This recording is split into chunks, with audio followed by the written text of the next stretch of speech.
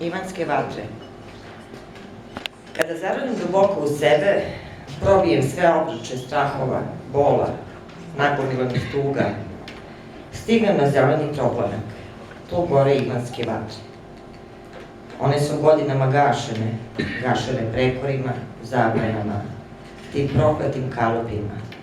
Ali ne možeš suncu zabraniti da sija, ne možeš vodi zabraniti da teče, brodovima da plove ka svetioniku, ni proleće da redovno stiže.